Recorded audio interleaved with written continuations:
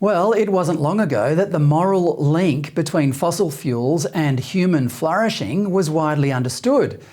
Fossil fuels allow us to make machines that free us from a life of drudgery and hard labour, build structures that protect us from the planet's extremes, and power the aircraft that take us on holiday during the abundant free time that we, more than almost anyone else in human history, find ourselves with. Most people once recognised this for the incredible good fortune that it was, and so did politicians. Like us, they too were driven by the objective of providing cheap, abundant and reliable energy, because that's what made us who we are. Then a notion took hold that human well-being was subordinate to the well-being of the planet. Suddenly, a conflict of interest arose. How can you enjoy a free and prosperous life, you heathen? You're destroying Mother Earth. In fact, despite it being sacrilege to say so to some people, this conflict of interest doesn't even exist.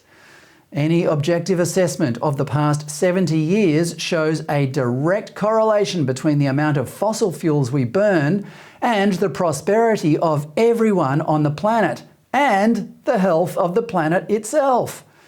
Once fossil fuels enable people to reach a certain level of income, they stop behaving in destructive ways just to stay alive and buy into systems that offer a more long-term prospect. You know, like clean water supplies, sewerage and gas heating. These are the things that everyone alive today who was born in Australia has always taken for granted. But those days might soon be over, thanks to politicians like Chris Bowen. This week, the Australian energy market operator warned, quote, "There remains an urgent need for additional commitments to occur, including in dispatchable projects such as long-duration storage, to satisfy reliability requirements over the next 10 years. Urgent requirements. In other words, get ready for blackouts. Is Federal Energy Minister Chris Bowen worried? If he is, he didn't reveal it during an interview with ABC Radio National's Patricia Karvelas on Tuesday. Karvelas repeatedly asked him if the shortfalls in supply were going to happen during his watch. Bowen replied with the usual drivel about progress towards emission reduction targets being pleasing, but there was still a lot more work to do, yada, yada, yada. Bowen's goal is to replace our existing energy infrastructure with a new network of wires connecting the entire eastern states of Australia to massive new fields of solar panels and windmills.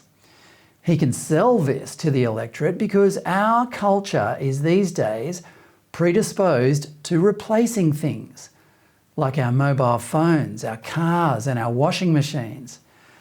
He's dubbed the project Rewiring the Nation, like it's some sort of home renovation that will deliver the nation comfortably into the 21st century.